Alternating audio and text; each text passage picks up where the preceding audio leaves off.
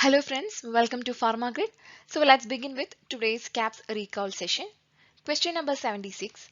Which of the following agents would be most dangerous to use in a patient already receiving high doses of gentamicin? The options are tetracycline hydrochloride, torsemide, fosinopril, amlodipine. So here this tetracycline is an antibiotic, torsemide is a loop diuretic, fosinopril is an ACE inhibitor, that is angiotensin converting enzyme inhibitor. Amlodipine is a calcium channel blocker. So here the correct answer is option B, that is torsemide. So in the question they have asked about the drugs responsible for causing ototoxicity when combined with the gentamicin. Okay, so the main drugs are aminoglycoside antibiotics such as amikacin, gentamicin, loop diuretics, examples furosemide, torsemide, ethacrenic acid, bumetanide. Then chemotherapeutic drugs such as cisplatin and carboplatin. So among these options, torsemide is a loop diuretic that is capable of producing ototoxicity. Ototoxicity means damage to the ear, which would enhance the similar toxicity produced by gentamicin. Next question. Isotretinoin is a drug employed in the treatment of acne. Which one of the following is not an adverse effect associated with its use? So in the question they are asking about which among the following is not an adverse effect. Okay, not an adverse effect associated with the use of isotretinoin.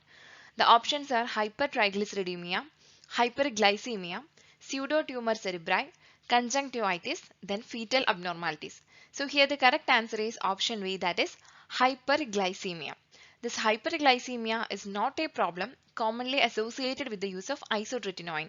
Cheilitis, which means cracked margins of the lips, conjunctivitis and dry mouth occur in a large proportion of patients receiving this drug.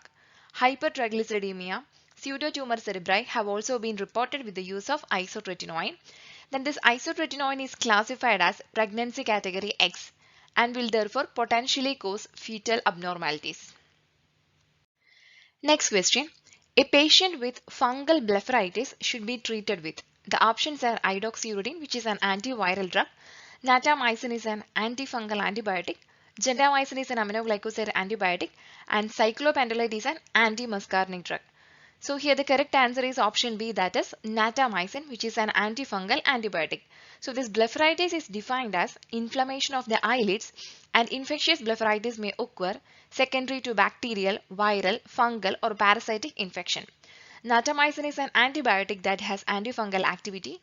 It is used as an intraocular suspension for the treatment of fungal blepharitis, conjunctivitis and keratitis.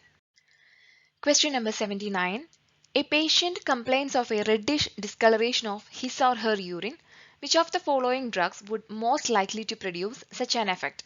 The options are naratriptan, terbutaline, sulfamethoxazole, phenoxypyridine. So among these options, the correct answer is option D, that is phenoxypyridine. Phenoxypyridine is a red dye that commonly causes discoloration of the urine.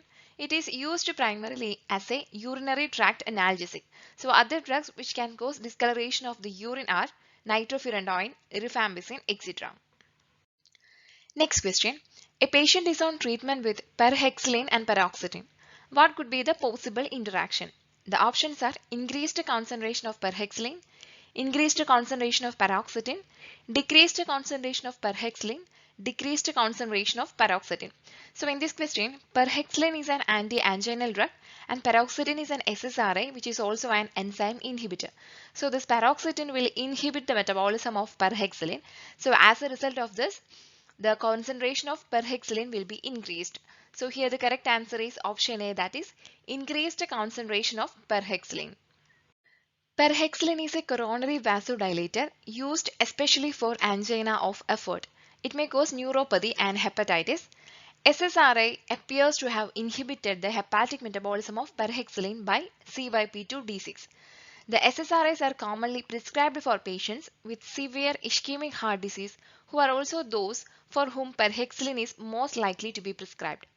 Elevated serum perhexiline concentrations may result in a range of severe toxicities, and considerable caution is necessary if this drug is used concurrently with selective serotonin reuptake inhibitors. The adverse drug reactions associated with the perhexiline are significant include hypoglycemia, peripheral neuropathy, hepatotoxicity, for example, elevation of liver enzyme bilirubin, ventricular conduction disturbances. Then drug interactions Increased plasma concentration with CYP2D6 inhibitors, for example SSRIs such as paroxetine, fluoxetine, tricyclic antidepressants, neuroleptics and narcotic analgesics. So with this discussion we have completed today's recalls. Thank you for watching this video. Have a good day.